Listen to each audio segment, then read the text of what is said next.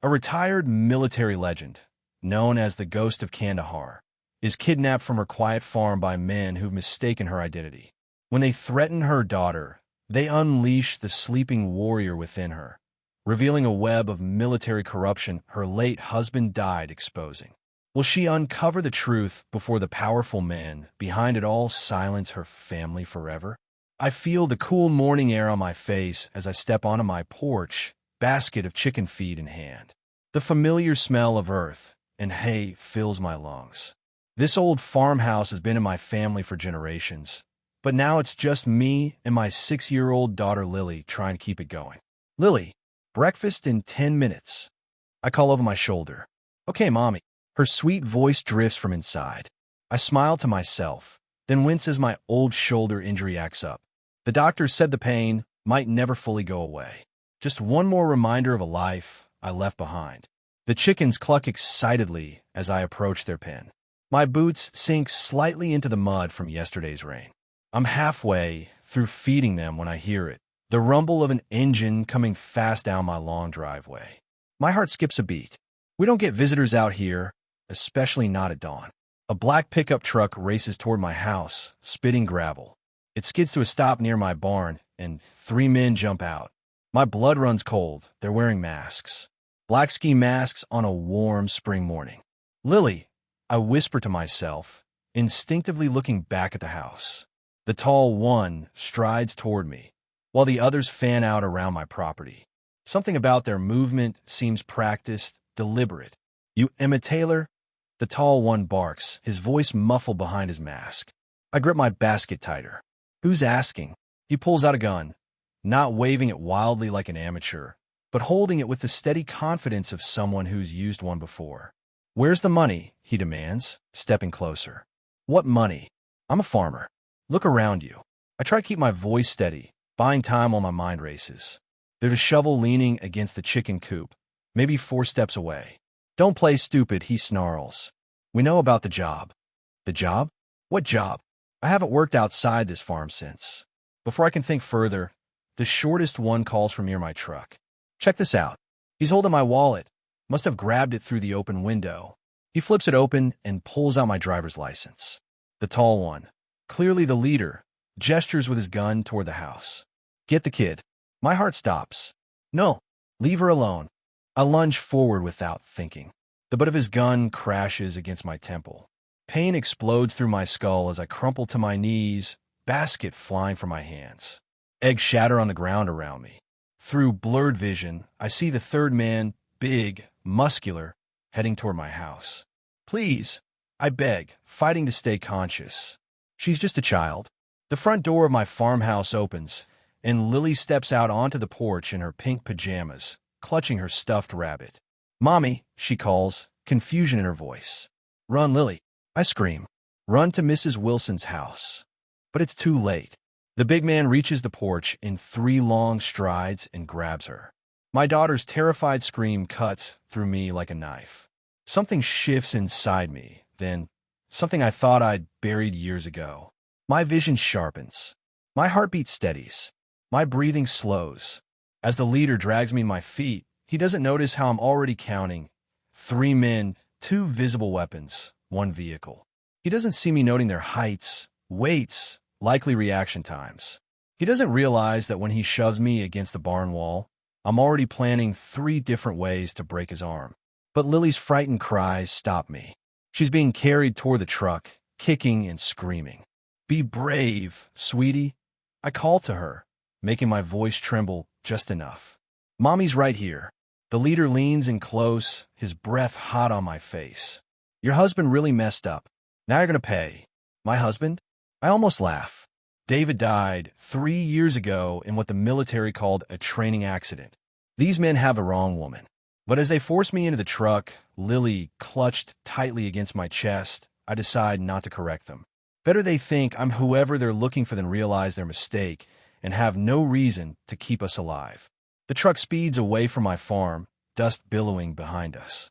I stroke Lily's hair, whispering that everything will be okay, while my mind shifts into a gear I haven't used since my military days. These men don't know who they're dealing with. They see a struggling single mom. They don't see Lieutenant General Emma Taylor, former Special Ops Commander. They don't see the woman once known in military circles as the Ghost. As we turn on the main road, I catch a glimpse of my neighbor Mrs. Wilson stepping out her house, watching our truck with concern. Good. She'll notice something's wrong. She'll call for help.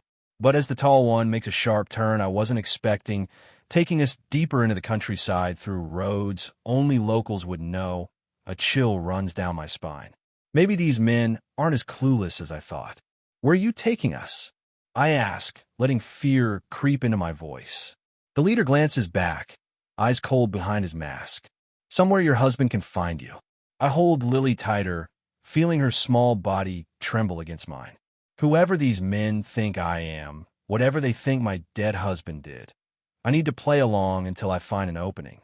Because one thing's certain, if they discover they have the wrong woman, we become loose ends. And men like these don't leave loose ends breathing. I count the turns as the truck bounces down dusty back roads. 3 rights, 2 lefts, straight for maybe 20 minutes on an unmarked gravel path. My training kicks in automatically, mapping our journey, noting landmarks, calculating distances. Lily has fallen silent in my arms, her face buried against my chest. Her breathing has that hiccuping quality it gets when she's trying not to cry. My brave girl, it's going to be okay. I whisper in her hair, too softly for our captors to hear. Remember what I taught you? Count the breaths. She nods almost imperceptibly and takes a shaky breath. 1. Another. 2. This little ritual, something I learned in combat to stay calm under pressure, now helps my 6-year-old daughter face her fear. The truck slows, turning onto an overgrown path barely visible among tall grasses. Through the window, I spot an abandoned barn in the distance. Weathered gray wood, sagging roof, one door hanging crooked on rusted hinges. Perfect, mutters the driver, the tall one they call Marcus. No one comes out this way. The big man, Vince, grunts in agreement. The third one, shorter and jittery, keeps checking his phone. No signal out here, Ed. Marcus snaps. That's the point. So now I have names. Marcus, the leader. Vince, the muscle. Ed, the nervous one. Information is power. The truck stops. Vince yanks open my door and pulls Lily from my arms. No, I cry out, lunging after her. Don't hurt her. Marcus grabs my arm, twisting it behind my back. Not quite hard enough to dislocate my shoulder, but enough to make me gasp in pain. Behave, he hisses in my ear, or things get worse for both of you. I let myself stumble as he pushes me toward the barn, playing weaker than I am. Better they underestimate me. Inside, the barn smells of old hay and mildew. Shafts of light stream through holes in the roof, illuminating dust motes dancing in the air. 2 wooden chairs sit in the center of the dirt floor. Sit, Marcus orders, shoving me toward one of the chairs. I obey, keeping my eyes on Lily. Vince has set her down, but keeps a heavy hand on her small shoulder. Please, I beg, let my daughter go. She's just a child. She hasn't seen your faces. Shut up, Marcus says, but there's a moment of hesitation. He turns to Ed. Tie her up. Ed approaches with rope, his movements nervous but practiced. As he binds my wrists behind the chair, I test the knots subtly. Tight, but not professional. I could get free in maybe 10 minutes if I had to. What about the kid? Vince asks, still gripping Lily's shoulder. Marcus paces a few steps, thinking. Put her in the back room. We need to make the call. I want my mommy. Lily whimpers, her voice small but steady. My heart swells with pride, even as fear grips it. She's scared but holding it together. You'll see your mommy soon if your daddy cooperates, Marcus tells her. Vince, take her. As Vince leads Lily toward a small room at the back of the barn, she turns to look at me. Our eyes meet, and I give her the slightest nod. Our secret signal. I'm okay. Stay strong. When they're gone, Marcus pulls up a wooden crate and sits in front of me. He removes his mask, revealing a face with sharp features and cold blue eyes. A thin scar runs from his left temple to his jaw. Now, he says, leaning forward, where's your husband? I don't know. I answer truthfully. I haven't seen him in years. Marcus's eyes narrow. He studies my face, looking for lies. You expect me to believe David Taylor doesn't come home to his wife and kid? The name hits me like a physical blow. David. My David. But they shouldn't know about him. His work was classified. His death was quiet. David's dead, I say flatly. He died 3 years ago. Marcus laughs, a harsh sound that echoes in the empty barn. Lady, I saw your husband 2 weeks ago in Mexico. He took something that doesn't belong to him. My mind reels. David alive? Impossible. I identified his body. I buried him. I mourned him. You're lying, I whisper. Check her ID again. Marcus calls to Ed, who fumbles in his pocket and pulls out my driver's license. M. Matilur, Ed reads. Lives at 1487, County Road 18. Marcus frowns, taking the license from Ed. He stares at it, then at me. Something shifts in his expression. Show me your left shoulder, he demands suddenly. My blood runs cold. How could he know about my scar? What? Your shoulder, he repeats, standing up. Show me now. When I don't move, he nods to Ed, who comes behind me and yanks down the collar of my shirt, exposing my upper back and shoulder. It gasps softly. Boss, she doesn't have it. Doesn't have what? I ask, my mind racing. What are they looking for? Marcus circles me slowly, his face darkening. We might have a problem. A phone rings, an old-fashioned ringtone cutting through the tense silence. Ed pulls a burner phone from his pocket and hands it to Marcus, who answers without speaking. I strain to hear the voice on the other end, but can only make out a deep murmur. Yes, sir, Marcus says finally. We have a situation. He looks at me with renewed interest. The woman doesn't match the description. No shoulder tattoo. Tattoo? David never mentioned his wife having a tattoo. Marcus listens again, then his eyes widen slightly. You want us to what? Another pause. Understood. He ends the call and turns to Ed. Get Vince. We're moving them. Moving us where? I demand. Marcus doesn't answer, just stares at me with a calculated look. Who are you really, Emma Taylor? And why are you living in Marianne Wilson's house? Marianne Wilson? The name sends a jolt through me. My neighbor, the woman who lives down the road. The woman I was hoping would notice our abduction and call for help. As the pieces start falling into place, a cold realization washes over me. This wasn't a case of mistaken identity. This was a deliberate trap, and I just walked right into it. And somewhere in the back room, my daughter is paying the price for secrets I didn't even know existed. 3 days trapped in this damp barn, and my body aches from the hard-wooden chair they've kept me tied to. The smell of moldy hay and old gasoline fills my nose. My wrists are raw from the rope, but I've been careful not to let them see how much it hurts. I need them to think I'm just a scared, helpless woman. Marcus paces in front of me, his boots making the floorboards creak. Call your husband, he demands for what must be the 100th time. Tell him we want our money from the last job, where things get worse for you. I stare at the floor, letting tears well up in my eyes. Please, I whisper, I don't know any David Wilson. My husband was David Taylor. He died 3 years ago in Afghanistan. Marcus slams his fist against the wall. Stop lying. His voice echoes through the barn, making dust fall from the rafters. I flinch, not entirely for show. These men are growing desperate, which makes them unpredictable. Ed, the short one with nervous eyes, pulls Marcus aside. Maybe we got the wrong farm, he mutters, but not quietly enough. The boss said it was the blue farmhouse off County Road 8. My farm is on County Road 18, I say, keeping my voice small. Please, my little girl needs me. She's only 6. Vince, the big one with tattooed arms, snorts from where he's leaning against the barn door. Shut up.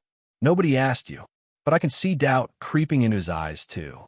When they step outside to argue, I count to 30, then start working on my restraints again.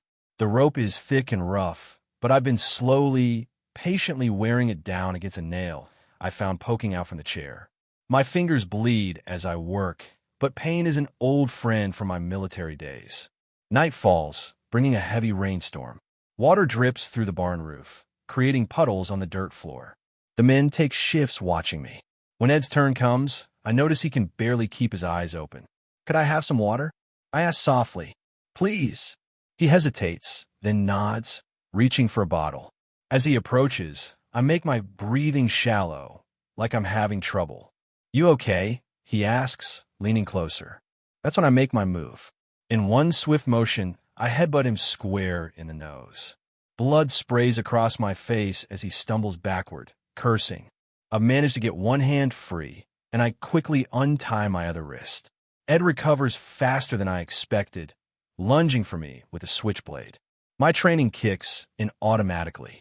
I dodge, grab his wrist, and twist until the knife clatters to the ground. A sharp jab to his throat leaves him gasping for air. My heart pounds as I retrieve the knife and cut the ropes binding my ankles. I should finish it off, but something stops me. I'm not that person anymore. Instead, I use the rope to tie him up and gag him with his own bandana. "Who are you working for?" I whisper fiercely in his ear. "What do you want with my farm?" His eyes widen with genuine confusion. "Wilson's money," he chokes out. "From the weapons deal." "What weapons deal?" I press the knife against his throat, just enough to draw a thin line of blood. "The shipment from Kandahar," he gasps. "Your husband was the middleman." My blood runs cold. "David, involved in weapons smuggling?" It can't be true. The military told me he died a hero, saving his unit from an ambush. I hear footsteps approaching. Quickly, I move behind the door, knife ready. My mind races with memories of combat training, of the missions I led that earned me the nickname the Ghost, not because I was deadly, but because I could get my team in and out of hostile territory without anyone knowing we were there. As Marcus walks in, whistling, I realize these men have made two serious mistakes. First, they kidnapped the wrong woman. And second, they've awakened something I tried to bury when I hung up my uniform. The soldier who knows exactly how to survive against all odds. The rain beats harder on the roof as I prepare to make my move. Somewhere out there, my daughter is waiting. And nothing, not these men, not the mystery surrounding my husband's death, not even my own fear, will keep me from getting back to her. But first, I need answers about David. If what Ed said is true, then I've been living with lies for 3 years. And someone is going to pay for that. Just as I'm about to strike, I spot something that makes me freeze, a photo falling from Marcus's pocket. I could just make out the image from where I stand. It's my husband, very much alive, standing next to a man I've never seen before. The date stamp reads last month. My world tilts on its axis as I struggle to process what this means. David alive? Then who did I bury? Why would he abandon Lily and me? The questions multiply in my mind, momentarily distracting me. That's when the barn door swings open again, and Vince's massive silhouette fills the doorway. "Marcus, we got a problem," he starts, then spots Ed on the floor and me standing with a knife. Well, he says with an ugly smile, drawing his gun. "Looks like the farmer's wife has some fight in her after all." The crack of Vince's gun echoes through the barn as I dive behind a stack of old hay bales. The bullet misses me by inches, splintering wood where I stood just a moment ago. My heart hammers against my ribs, but my hands are steady, muscle memory from years of combat. "You're making this worse for yourself," Vince calls out, his heavy boots crunching across the dirt floor. "Come out now, and maybe Marcus won't cut off your fingers one by one." Marcus curses, kicking Ed, who's still tied up on the ground. "How did she get loose?" "You had one job." I stay silent, using their voices to track their positions. There's a small window about 15 feet away. If I can reach it, I might escape. But first, I need that photo of David. I need to know the truth. Keeping low, I crawl between old farm equipment, ignoring the rusty nails that tear at my already battered skin. The storm outside has intensified, rain drumming against the barn roof so hard it almost drowns out the sound of my pursuers. "Check the back," Marcus orders Vince. "I'll cover the front." She can't have gone far. As their footsteps separate, I see my chance. I dart toward Marcus, surprising him from behind. Before he can turn, I swing a rusted pipe I grab from the floor, connecting with his arm. He howls in pain, the gun flying for his grasp. I lunge for the weapon, but Marcus recovers quickly, tackling me to the ground. We roll in the dirt, fighting for dominance. He's stronger, but I'm fighting for my daughter. For the truth. Who is David Wilson? I grunt, driving my knee into his stomach. The question catches him off guard. "What? That's your husband?" "My husband was David Taylor." I spit through clenched teeth. Understanding dawns in his eyes. You really don't know, do you? He laughs, a harsh sound that sends chills down my spine. Your husband's been living a double life, sweetheart. The revelation stuns me just long enough for Marcus to gain the upper hand. He pins me down, his face inches from mine, breath hot and smelling of cigarettes. The great Lieutenant General Emma Taylor, he sneers. Not so tough without your squad, are you? My fingers scrape desperately in the dirt until they close around something solid, a jagged piece of glass from a broken bottle. With all my strength, I drive it into his thigh. Marcus screams, rolling off me. I scramble to my feet, snatching the gun from where it fell. Just as I aim it at him, the barn door crashes open. Vince stands there, silhouetted by a flash of lightning. In his massive arms is a small, struggling figure. My blood turns to ice. Lily, my daughter's terrified eyes find mine. Her pink pajamas are soaked from the rain, her teddy bear clutched against her chest. A bruise darkens her cheek. Mommy, she cries, trying to run to me, but Vince holds her tight. Drop the gun, he orders, pressing a knife against my daughter's throat. Now, the soldier in me calculates odds, angles, risks. The mother in me sees only her child in danger. The gun clatters to the floor. Smart move. Vince grins, revealing yellowed teeth. Marcus, you okay? Marcus stumbles to his feet, blood soaking his pant leg. She's gonna pay for that, he growls. Let my daughter go, I plead, raising my hands. She's just a child. She shouldn't have been snooping around the neighbor's phone, Vince says. Call the cops, she did. Lucky for us, we intercepted the call. My heart sinks. Lily had tried to save me, and now she was in danger too. The neighbor I trusted to watch her must have been careless. What do you want? I ask, playing for time. The storm is getting worse. The old barn groans under the force of the wind. If it's money, I don't have any. If it's my husband you're after, I haven't seen him in 3 years. Marcus limps toward me, pulling something from his pocket. It's a photo I saw earlier. He shoves it in my face. This was taken 3 weeks ago. That's your husband with our boss. I stare at the image, unable to deny the truth any longer. It's definitely David, older, with a scar across his cheek I don't recognize, but unmistakably my husband. The man he's shaking hands with wears an expensive suit and has cold eyes that seem familiar somehow. I don't understand. I whisper. Your husband stole $5 million and a hard drive full of names. Marcus explains, wincing as he puts weight on his injured leg. Our boss wants both back. I thought. My voice breaks. The military told me he died saving his unit. Vince laughs cruelli. Is that what they said? Nah, he faked his death. Used it as cover to disappear with the money and the intel. The barn suddenly seems to spin around me. 3 years of grief, of raising our daughter alone, of visiting an empty grave, all built on lies. I don't know anything about money or a hard drive. I say truthfully.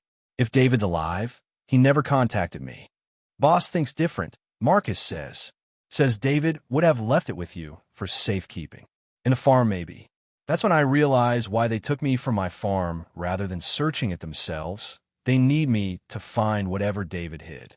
But if David truly betrayed his country, betrayed us, would he have left evidence where I might find it? A memory surfaces, David's voice on our last call. Emma, if anything ever happens to me, remember the loose floorboard in Lily's room. Our first date. It's important. I checked after receiving news of his death and found nothing but an old photo of us. I'd assumed it was a sentimental keepsake. Could there have been something else? Suddenly, the barn shudders violently as a massive gust of wind hits it. Part of the roof tears away, rain pouring in. Vince is momentarily distracted, his grip on Lily loosening. Run! I scream at my daughter. She bites Vince's hand hard and breaks free, bolting toward me. I catch her in my arms, turning to shield her as Vince raises his gun. The sound of sirens cuts through the howling wind. Cops! Ed yells from where he's still tied up. We gotta go. Marcus grabs my arm. You're coming with us. You're gonna find that drive. I look him straight in the eyes. If you think I helped my husband hide stolen money, then you should know something else about me too. Yeah? What's that? He sneers. I never miss. In one fluid motion, I grab the fallen pipe with my free hand and swing it with all my might at his temple. As he crumples to the ground, I spin toward Vince, but I'm too late. The butt of his gun comes down hard against my head. Pain explodes behind my eyes as I fall, Lily screaming beside me.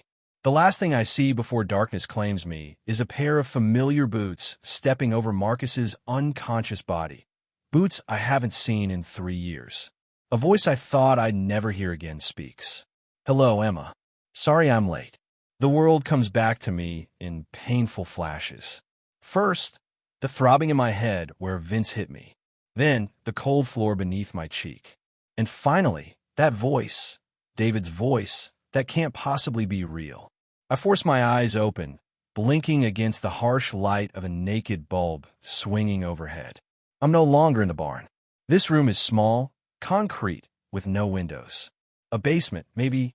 My wrists are zip-tied to a metal chair. The storm still rages outside. I can hear it beating against whatever building holds me. "Mommy!" Lily's frightened voice cuts through my confusion like a knife. I whip my head around, ignoring the stab of pain behind my eyes. My daughter sits on a cot in the corner, clutching her teddy bear. Her face is tear-streaked, but she seems unharmed. "I'm here, baby," I say, trying to keep my voice steady. "Are you hurt?" She shakes her head. The man with Daddy's face is scary. My heart stops. So I didn't imagine it. "What man, sweetie? Where is he?" Before she can answer, a door opens behind me. I strain to turn to see if it's really him, but the zip ties hold me firmly in place. "Hello, Emma." The sound of those 2 words, spoken in that voice I've dreamed about for 3 years, sends a shock through my system. Footsteps circle slowly until he stands before me. David, my husband, alive. He looks different, harder. A jagged scar runs from his left eye down to his jaw. His hair is shorter, graying at the temples. But those eyes, those are the same eyes I fell in love with 15 years ago. The same eyes I see every day in our daughter's face. "You're supposed to be dead," I whisper, unable to process the man standing before me. He smiles, but it doesn't reach his eyes. Reports of my death were convenient. Convenient. Anger flares hot and bright inside me. I buried an empty coffin. I raised our daughter alone. I grieved you for 3 years. David flinches slightly at the mention of Lily, his gaze flickering to her before returning to me. "I did what I had to do," he says flatly. "To protect you both. Protect us." I laugh bitterly. "Is that why your friends kidnapped me? Beat me? Threatened our daughter?" His face darkens. "Marcus and his crew weren't supposed to involve you. They were just supposed to search the farm." "Search for what?" I demand, though I already know the answer. "A thumb drive. Small, black, with a red stripe." His voice drops. "And $5 million in bearer bonds." The pieces start falling into place. "You're not dead. You're a thief." David kneels in front of me, his face inches from mine. "I'm trying to expose traitors who are selling American weapons to our enemies. The money was their payoff. The evidence is on that drive." For a moment, I see a flash of the man I married, passionate, driven by a sense of justice. But then I remember Marcus's words. "Your husband's been living a double life. Why fake your death? Why not go to your superiors?" David's laugh is hollow. "Because my superior is the one running the operation. General Wilson." The name hits me like a physical blow. General James Wilson, David's commanding officer, the man who delivered news of David's death, who spoke at his funeral about heroism and sacrifice. The man who has checked on Lily and me every few months since, bringing gifts, offering support.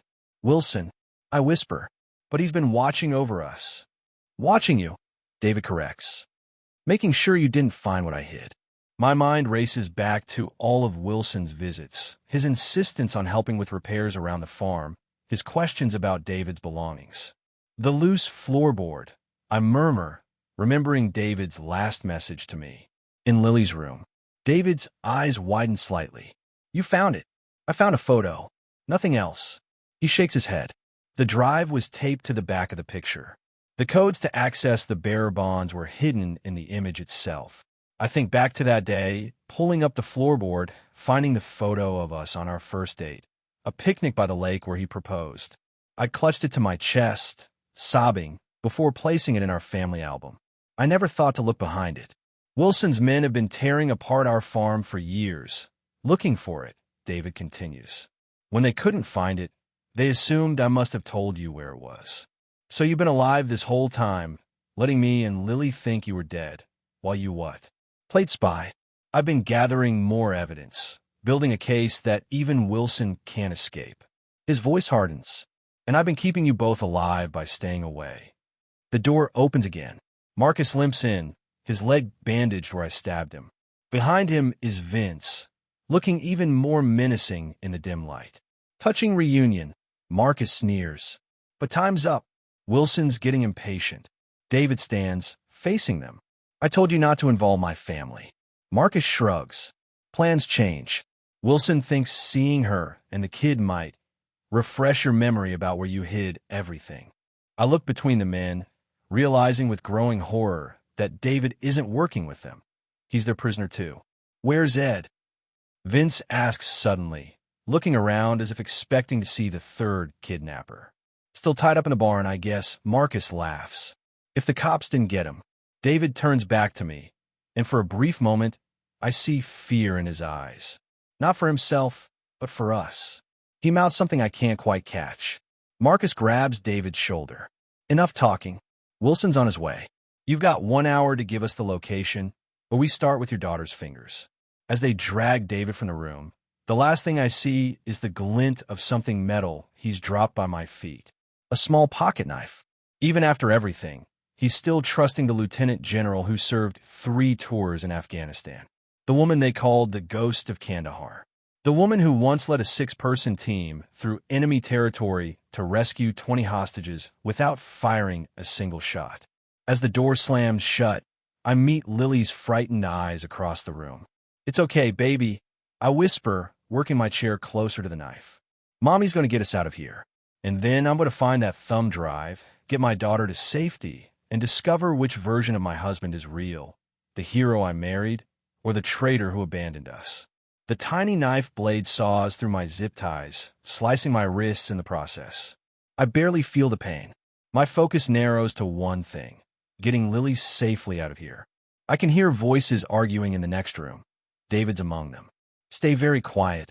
I whisper to Lily as I free myself. Remember our special game? She nods solemnly. We've practiced this before, though I'd told her it was just pretend. Silent steps like a fox, she whispers back. That's right, baby. Silent fox. I cross to her, checking the door, first to make sure no one's coming. We're going to play it for real now. As I reach her, I notice something clutched in her small hand beside her teddy bear. A small black object with a red stripe. Lily. I breathe. Where did you get that? From the picture frame, she says simply. Daddy's ghost told me to get it when he visited my room last month. My blood runs cold. Daddy came to our house. She nods.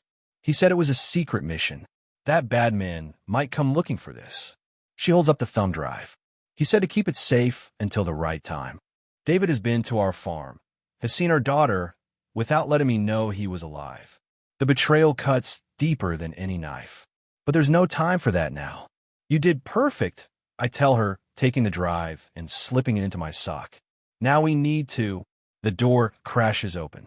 Vince fills the doorway, gun aimed at my head. Back away from the kid, he growls. I step in front of Lily instinctively. She needs water, I say. She's been crying for hours. Not my problem. His eyes narrow when he sees the cut zip ties on the floor. Clever, but not clever enough. He gestures with the gun. Move. Where are we going? His ugly smile returns. Family reunion. Boss just arrived. He marches us down a narrow hallway. I count steps, note turns, looking for exits. We're definitely in a basement. The small windows near the ceiling show ground level outside. The storm has weakened to a steady rain. Vince pushes us into a larger room. David is there, standing rigidly next to Marcus, and seated comfortably in an armchair, looking as polished and commanding as he did at my husband's funeral, is General James Wilson. Emma, he greets me warmly, as if we're meeting for coffee. And little Lily, I'm sorry about all this unpleasantness. Uncle James, Lily exclaims, and my heart sinks. Wilson has visited our farm so often that my daughter considers him family. Wilson's smile is gentle as he beckons to Lily. Come here, sweetheart. Everything's going to be okay. Don't. I warn her, but Lily has already run to him. Wilson pulls her onto his lap, stroking her hair with what appears to be genuine affection. We've had a misunderstanding, Wilson says calmly. Your husband has made some unfortunate accusations, stolen some valuable items. All I want is their return, and then everyone can go home. I look at David, searching his face for the truth. His eyes are fixed on Lily, a muscle working in his jaw. You're selling weapons to militants, David says flatly. American weapons. I have the evidence. Wilson sighs as if disappointed. What David found was a sanctioned operation. Controlled weapons distribution to regional allies. Completely authorized. By whom? I challenge. Congress? The president? Or just you and your bank account? Wilson's smile doesn't waver, but his eyes harden. I've always admired your directness, Emma. It's why David married you, I suspect. He bounces Lily gently on his knee. Tell me, have you ever wondered why your farm has stayed afloat despite the drought? Why your mortgage payments mysteriously decreased? I freeze. 3 years ago, after David's death, I'd received notice that our mortgage had been partially forgiven due to a military family relief program. I've been grateful, never questioning it. You've been paying our mortgage, I realize aloud. Why? Insurance, David spits. He was keeping you close, watching you, making sure you never found what I hid. I was taking care of my best friend's widow and child. Wilson counters smoothly. David and I served together for 15 years. When he had his breakdown and started making wild accusations, I tried to help him. Breakdown. I look between them, uncertain who to believe. PTSD, Wilson explains gently. It happens to the best soldiers. David became paranoid, convinced that standard operations were something sinister. When he stole classified files and military funds, I had to report it. But I protected you and Lily from the fallout. He's lying, David says through gritted teeth. Emma, you know me. Doi. The man I married wouldn't have let me think he was dead for 3 years. Wouldn't have let Lily grow up without a father. Wouldn't have visited our daughter in secret without seeing me too. The drive, Emma. Wilson says, still bouncing Lily on his knee. That's all I need. Then you and Lily can go home.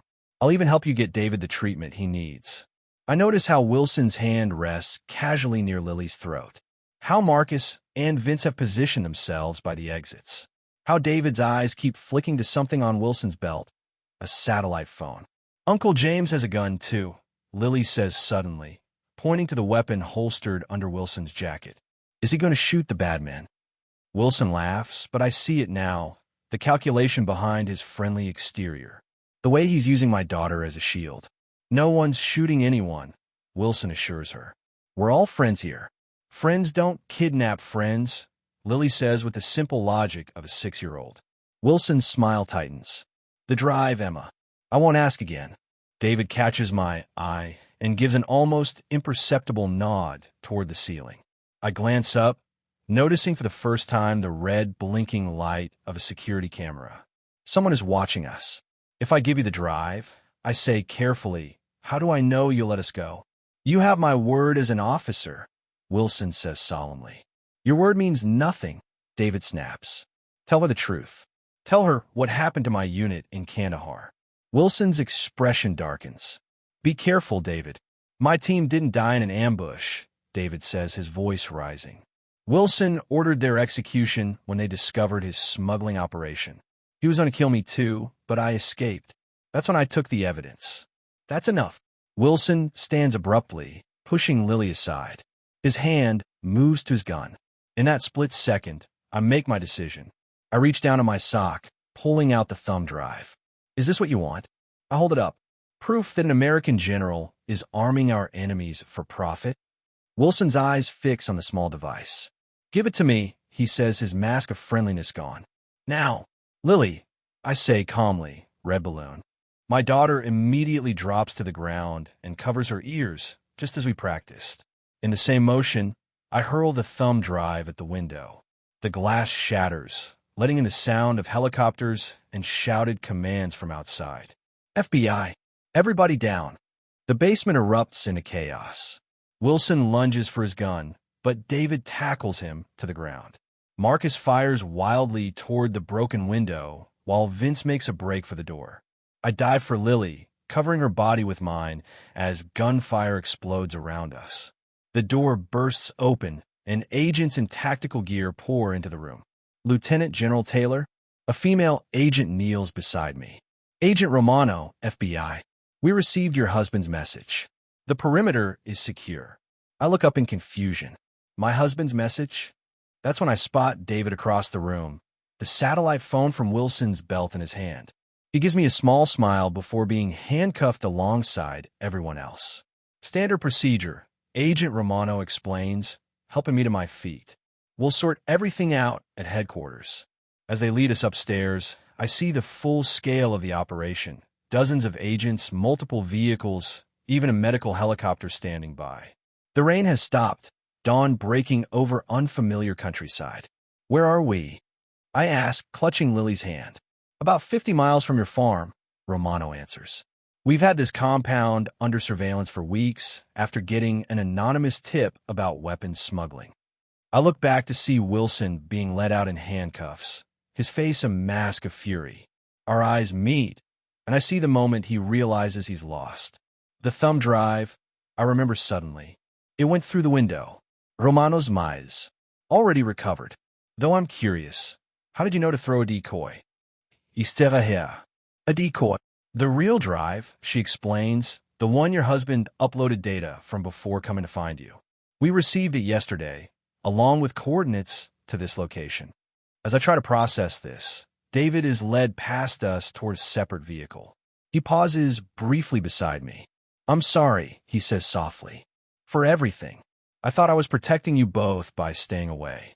Were you ever going to tell me you were alive? I ask, my voice breaking despite my efforts to stay strong. He looks at Lily, then back to me. I was coming home next week, once Wilson was arrested. I swear. Before I can respond, the agents usher him away. What happens now?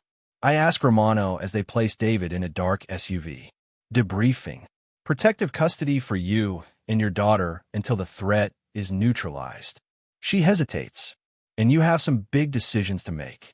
As a blanket is wrapped around my shoulders and Lily is examined by paramedics, I watch the sun continue its rise over the horizon. My husband is alive, but a stranger. My peaceful farm life was built on lies, and the man I trusted as family tried to kill us all. The agent is right. I have decisions to make. But first, I need the complete truth about David, about Wilson, and about the woman I became while thinking I was just a farmer's widow. The FBI safe house is nothing like our farm. The walls are a boring beige, the furniture stiff and uncomfortable. I've spent 3 days here answering questions, telling my story over and over until my throat is raw. They've given Lily coloring books and stuffed animals, but she keeps asking when we can go home. I wish I had an answer for her. Agent Romano brings me coffee in a paper cup, steam rising into the cold air of the interrogation room. Just a few more questions today, she says, her voice gentler than the other agents. Where's David? I ask for the 100th time. They've kept us apart since the raid, and no one will tell me anything about him. He's secure, is all she says. Always the same answer. I wrap my hands around the warm cup, trying to stop them from shaking. I haven't slept more than an hour at a time since we arrived. Every time I close my eyes, I see Wilson's face as he held my daughter on his lap, his hand too close to her throat. We need to talk about the contents of the drive, Romano says, opening a folder. Inside are photographs, weapons caches, men in military uniforms loading crates onto unmarked trucks, handwritten ledgers showing millions of dollars. These are from Syria, Afghanistan, Yemen, she explains. All American weapons that were supposed to be destroyed or stored in secure facilities. And Wilson was selling them. Romano nods. To the highest bidder, often to groups that turned right around and used them against our own troops. My stomach turns. I think of David's fellow soldiers, my fellow soldiers, dying because of Wilson's greed. There's something else, Romano says hesitantly. She pulls out another photo. This one shows David shaking hands with Wilson, both smiling broadly. This was taken 6 months ago. Ice fills my veins. That's not possible. David was gathering evidence against Wilson. We think so too, but we need to understand their relationship. She leans forward. Emma, we believe David was working as a double agent, pretending to be part of Wilson's operation while gathering evidence. For whom? I demand. If he wasn't working with the FBI, who was he reporting to? Romano's silence tells me everything. David was working alone, a vigilante. There's more, she says, sliding another photo across the table. This one shows her farmhouse, but not as I remember it. The kitchen wall is open, exposing the wooden frame. This was taken from Wilson's files. He had been searching your house while you were at work. I feel violated. All those times I came home to find things slightly out of place, blaming my own exhaustion or forgetfulness. All those times Wilson visited, bringing groceries or toys for Lily, insisting on fixing things around the house himself. What about my neighbor? I asked suddenly. Mrs. Hendricks? The one who was watching Lily. Romano's face darkens. She's been hospitalized. Wilson's men roughed her up pretty badly when they took Lily. Fresh guilt washes over me. Mrs. Hendricks is 83 years old. She bakes cookies for Lily and tells stories about the farm when it belonged to my grandparents. I need to see David, I say firmly. Now, that's not possible. It wasn't a request. I stand up, pushing the photos away.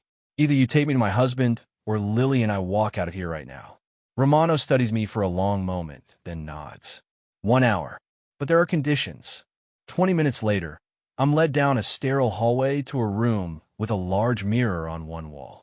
David sits at a table, hands cuffed in front of him. He looks thinner than I remember, tired. When the door opens and he sees me, he stands so quickly his chair tips over. Emma, he breathes. I stop just inside the doorway, my heart thumping painfully. 3 years of grief. 3 years of raising our daughter alone. 3 years of visiting an empty grave. You let me think you were dead, I say, my voice steady despite the storm inside me. I had no choice, he replies, his eyes pleading. Wilson had already killed my entire unit. If he knew I was alive, he would have killed you and Lily too. You could have trusted me with the truth. I couldn't risk it. He takes a step toward me, but stops when I flinch away. Emma, you have to understand. Wilson had eyes everywhere. He visited you regularly, didn't he? Checked on you and Lily. I nod, remembering all those Sunday dinners, all those times Wilson had sat at our table, asked about our lives, played with my daughter. But you came to the farm, I say. Lily told me you visited her. Shame crosses his face. I needed to secure the drive. I knew Wilson would find it eventually. So you used our daughter as your secret keeper? She's 6 years old, David. I know. He hangs his head. I was desperate. The evidence I had wasn't enough to bring down Wilson's entire network. I needed what was on that drive. And now, I ask, is it enough now? He looks up, a spark of the old David in his eyes. Yes. Wilson, his buyers, the corrupt officials who look the other way, they're all going down. I think of the photo Romano showed me. David and Wilson shaking hands 6 months ago.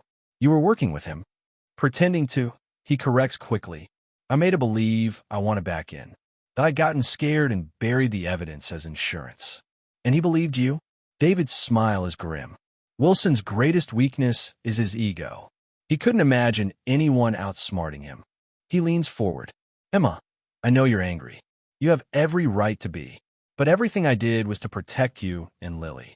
By abandoning us, I say bitterly. By staying away, he counters. There's a difference. Before I can respond, the door opens and Romano steps in. Time's up. Wait, David says urgently. Emma, you need to know, the farm isn't safe. Wilson's partners are still out there. They know about you now. What are you saying? Witness protection, Romano explains. For you and Lily. New names, new location. I stare at them both, the reality crashing down on me. Not only has my husband risen from the dead, but now my entire life, my farm, my identity, has to die too. For how long? I ask. Until the trial is over, Romano says. Maybe longer. David reaches for my hand. After a moment's hesitation, I let him take it. His palm is calloused but warm, so achingly familiar. I'm coming with you. he says firmly. We'll be a family again. A real one this time. Romano's expression tells me it's not that simple. That's not my decision, she says carefully. As they lead David away, he turns back to me. The hollow behind the waterfall, he calls, where we first met. There's something there you need to find. The door closes behind him, leaving me alone with my questions and a choice that seems impossible. Rebuild a life with the man who betrayed me, or walk away from the only man I've ever loved. Absolutely not. I fold my arms across my chest, staring down Agent Romano. I'm not leaving without checking the waterfall first. Mrs. Taylor, Lieutenant General Taylor, I correct her. After 3 years of being just Emma the farmer, I'm reclaiming every piece of my identity I can hold on to. Romano sighs. General Taylor, it's too dangerous. Wilson's associates. I spent 6 years running spec ops missions in war zones. I cut in. I think I can handle a quick trip to a local waterfall. We've been arguing in circles for 20 minutes. The FBI wants to move Lily and me to a secure location immediately. I understand the risk, but David's last words to me have been echoing in my head for hours. The hollow behind the waterfall, where we first met. It's a small waterfall on my family's property, about a mile from the farmhouse. The place where I literally stumbled into David 15 years ago when he was a young soldier on leave, camping in the woods. The place where he proposed 2 years later. 1 hour, I insist. Send a team with me if you want, but I need to see what's there. Romano studies me for a long moment, then nods curtly. 1 hour. Full tactical team. You follow every order without question. 2 hours later, I'm crouching behind a fallen log, watching the farmhouse through binoculars. 4 FBI agents in tactical gear surround me. Lily is safely back at the safe house with another agent who promised to read her favorite book as many times as she wants. All clear, says the team leader, a stern-faced woman named Martinez. But we move fast, in and out. The farm looks eerily normal as we approach. The chicken coop, the old red tractor, the swing I hung for Lily from the oak tree, all exactly as I left them. It's hard to believe it's been less than a week since I was feeding the chickens at dawn when Marcus and his crew arrived. We bypassed the house, heading straight for the woods behind the property. The path to the waterfall is overgrown. I haven't been there since David died. Each step stirs memories. Hiking this trail with David, his hand in mine, later carrying baby Lily in a backpack, pointing out birds and butterflies. The sound of rushing water grows louder. The waterfall isn't large, maybe 15 feet high, but the pool beneath it is deep and clear. The afternoon sun filters through the trees, creating dappled light on the surface. The hollow is behind the waterfall, I explain to Martinez. There's a small cave. She nods to one of her team. Jenkins, go with her. The rest of us will secure the perimeter. Jenkins follows me around the edge of the pool. The rocks are slippery with moss, and I have to concentrate on each step. We reach the side of the waterfall, where a narrow ledge leads behind the curtain of water.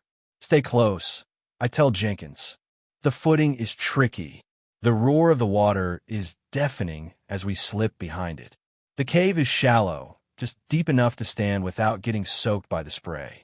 Sunlight filters through the water, casting wavering patterns on the stone walls. What are we looking for? Jenkins has to shout to be heard. I don't know, I admit. My eyes scan the walls, the floor, searching for anything unusual. This was our special place, David's and mine. If he left something here, it would be in... My gaze lands on a small niche in the wall, about chest height. The perfect size for... I reach in, my fingers finding cold metal. A small tin box, rusted at the edges. My heart pounding, I pull it out. It's an old first aid kit, the kind David always carried in his pack. With trembling fingers, I open it. Inside is a thick envelope, sealed with wax, and a small USB drive different from the one Lily had. I break the seal on the envelope.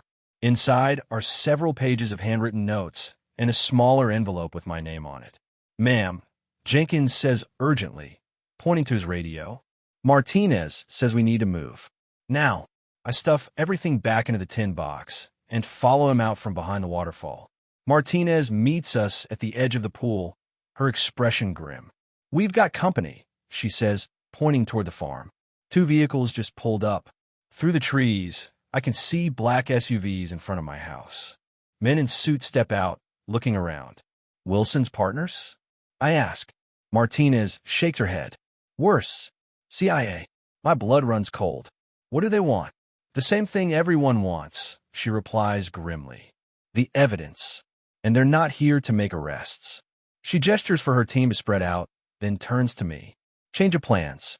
We're taking the back route out." We move quickly through the woods, away from the farm and the approaching agents. My mind races. If the CIA is involved, this goes even higher than Wilson. How deep does this corruption run? The sun is setting by the time we reach the extraction point, a clearing where a helicopter waits. The steady chop of its blades drowns out the sounds of pursuit, if there are any. "Get in," Martinez orders, helping me up. "We're going to a different safe house, one the CIA doesn't know about." As the helicopter lifts off, I catch a final glimpse of my farm, my home, growing smaller below us. Will I ever see it again? Will Lily? The new safe house is smaller, more isolated. Lily runs to me the moment I walk in, throwing her arms around my waist. "Mommy, did you see Daddy again?" I stroke her hair, forcing a smile. "Not today, sweetie, but I brought something special." I show her the tin box. "This is from Daddy." Her eyes widen. "Like a treasure?" "Maybe," I say. "Why don't you go help Agent Diaz make dinner while I look at it?" Once she's gone, I open the box again, hands trembling slightly. I unfold David's letter first. "Emma, if you're reading this, then everything has either gone very right or very wrong. I pray it's the former. I never wanted to leave you and Lily. Leaving was the hardest thing I've ever done. But when I discovered what Wilson was doing, I knew our lives were in danger. He'd already killed my entire unit to keep his operation secret. You and Lily would have been next. The evidence on this drive goes beyond weapons smuggling. Wilson and his partners have been funneling weapons to both sides of conflicts around the world, prolonging wars for profit. But they're just the middlemen. The real power is higher up, cabinet level. I've spent 3 years building a case that no one can ignore or bury. Names, dates, bank transactions. Everything needed to bring down the entire network. I've left copies with trusted contacts, set to release if anything happens to me. But this drive contains something the others don't: the location of the money. $5 million in bearer bonds, hidden where no one would think to look. Use it to build a new life for you and Lily. Somewhere safe, somewhere far from all of this. I know I have no right to ask for forgiveness. I've missed 3 years of our daughter's life. I've caused you pain no wife should ever bear. But everything I did for you both. Whether you can ever forgive me or not, please believe that I never stopped loving you. Not for a single moment. Forever yours, David. Tears blur my vision. I fold the letter carefully and place it back in the box, then remove the USB drive. Whatever is on it could bring down people in the highest levels of government. People who would kill to protect themselves. A soft knock at the door makes me jump. Agent Romano enters, her expression solemn. "The CIA team at your farm found nothing," she says. "But they're not giving up. We need to move you again tomorrow." She notices the tin box, the drive in my hand. "Is that from David?" I confirm. Evidence that goes beyond Wilson. Romano's shoulders sag slightly. "I was afraid of that." She sits across from me. "Emma, you need to understand what this means. This isn't just witness protection. This is disappearing completely. New names, new histories, new everything." "And David?" I ask, already knowing the answer. "He's being moved to a secure military facility tonight. His testimony is crucial to the case against Wilson." "When can we see him?" Romano's hesitation tells me everything. "It's complicated. Until the trial." "Stop," I interrupt. "Just tell me the truth. Will Lily and I ever see him again?" "That's not my decision," she says carefully. "But the safest option for everyone is separate locations." I think of the photo album on my bedside table. The clothes still hanging in David's closet that still smelled like him until last year. The way Lily asks about her daddy every night before bed. 3 years we've lived with grief. Now we're supposed to live with uncertainty instead? No, I say firmly. I won't do that to Lily again. Either we all go together, or we don't go at all. You can't make that choice, Romano protests. Your lives are at stake. I stand up, squaring my shoulders. I've spent 15 years serving this country. I've led troops into combat, made life-or-death decisions under fire. I am perfectly capable of deciding what's best for my family. The door opens again, and Martinez steps in. We've got a problem, she says.